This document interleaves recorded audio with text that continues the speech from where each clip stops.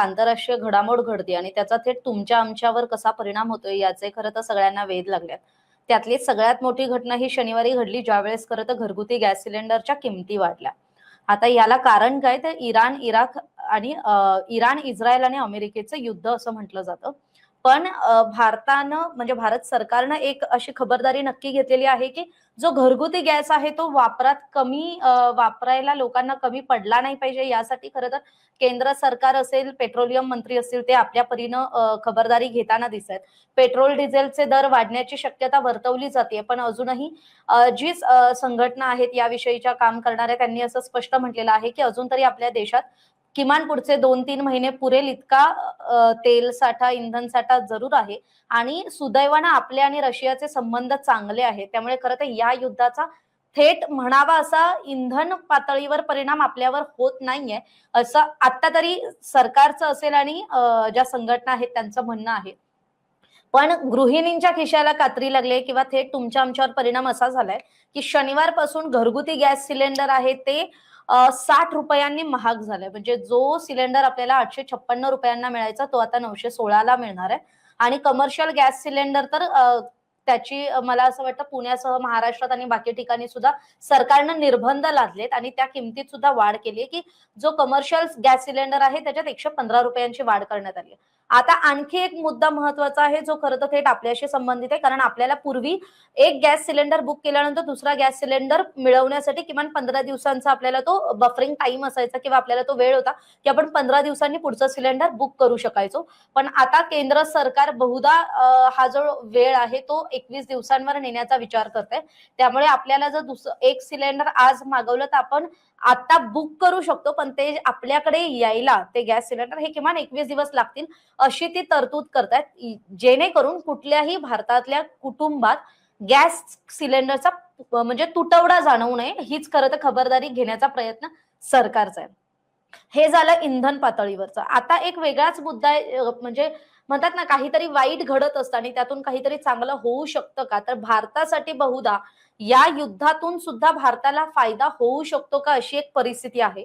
कारण त्याविषयीची बातमी अशी आहे की म्हणजे इराण, इस्रायल आणि अमेरिका या युद्धामुळे खरं तर आयटी कंपन्यांचे जे डेटा सेंटर्स जे आधी खरं तर दुबईला होते, अबुधाबीला होते, तर बहुधा काही कंपन्या म्हणजे अमेझॉन सारख्या कंपन्या असतील किंवा इतर आयटी सेक्टर मधल्या कंपन्या असतील, ज्या मायक्रोसॉफ्ट सारखी कंपनी आहे, त्या आपला जो डेटाबेस आहे, डेटा सेंटर्स आहेत, तर हे मुंबई आणि म्हणजे भारत यासारख्या सेफ प्लेसमध्ये हलवायच्या विचारात आहेत. अजूनही हा निर्णय विचाराधीन आहे, पण त्यांचं ते जर तसं झालं तर भारत आणि सिंगापूर या 2 देशांकडे सध्या सेफ स्पेस फॉर हे डिजिटल नेटवर्किंगसाठी ते सेफ मानलं जाते आणि त्यामुळे ते आपल्याकडे येण्याचा विचार करत असतील तर खरं तर ती पॉझिटिव्ह गोष्ट आहे. कारण आपण कायम युद्धाकडे निगेटिव्हली बघतो. युद्धातून खरं तर खरंच देशात नाही, आंतरराष्ट्रीय स्तरावर याचे खूप विपरीत परिणाम होत असतात.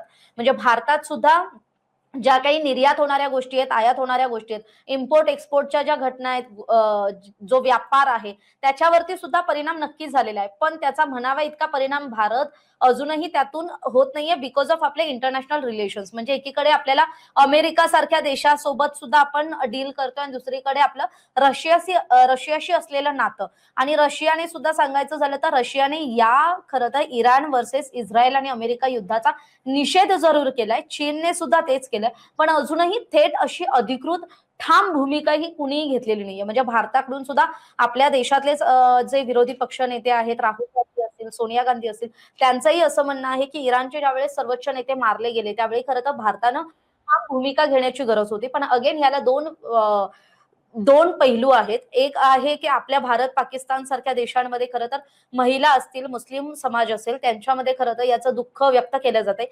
कुठल्याही देशाचा एखादा बडा नेता जाणं, एखादा धर्मगुरू जाणं ही अत्यंत वाईट आणि दुर्दैवी गोष्ट असते. त्याला कुणीच म्हणजे त्याला डावलू शकत नाही. पण ज्यावेळेस खरं तर त्या देशात राहणाऱ्या ज्यावेळी खरं तर त्यांच्या सर्वोच्च नेत्याला मारलं जातं आणि त्याचं निधन होतं, त्यानंतर त्याचं एक प्रकारे सेलिब्रेशन केलं जातं आणि त्याचे व्हिडिओ सुद्धा समाज माध्यमांवर व्हायरल होतात.